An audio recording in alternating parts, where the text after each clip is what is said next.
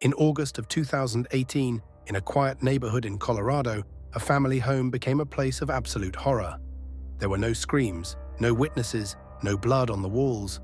Only a man standing in front of a camera, begging for the return of his family, knowing perfectly well they would never come back. His name was Chris Watts, and this is not a story of sudden madness. It is a story of cold calculation, lies, and what can hide behind an ordinary-looking life. Chris Watts appeared to be the perfect man.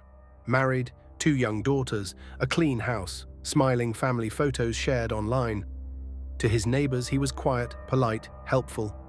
But inside that house, something was broken. Chris was living a secret life. He was having an affair. And he had reached a dangerous conclusion. He wanted a fresh start, without his family. When desire finds no escape, it sometimes turns into a decision. In the early hours of August 13, 2018, Shanann Watts returned home from a business trip. A few hours later, she and her 2 daughters vanished. Chris called the police, pretending to be worried. He appeared on television, pleading for their safe return. But something felt wrong. He didn't cry. He didn't shake.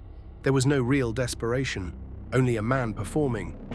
The police began to investigate. A close friend noticed something disturbing. Chris was not reacting like a desperate father. During the interrogation, only hours later, the lies began to crack. First, he denied everything. Then he blamed his wife.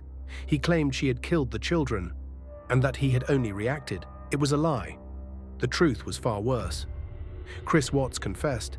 That night, while Shanann slept, he strangled her with his own hands. Then he placed her body in his vehicle and drove for nearly an hour, with his daughters still alive, sitting in the back seat. One of them asked him, "Daddy, what are you doing?" Chris said nothing.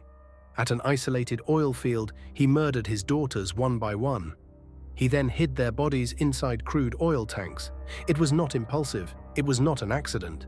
It was planned. Chris Watts was sentenced to life in prison without the possibility of parole. He will never walk free again. The house was sold, the photos were erased, the neighborhood moved on. But the horror remains, because this case reminds us of something deeply unsettling. The monster does not always scream. Sometimes it smiles. Sometimes it sleeps beside you. Not all hells burn. Some are clean, organized, silent. And when evil decides to act, it does not always warn you. Thank you for watching the video. If you want more real stories where the true horror is not fiction, subscribe and turn on notifications.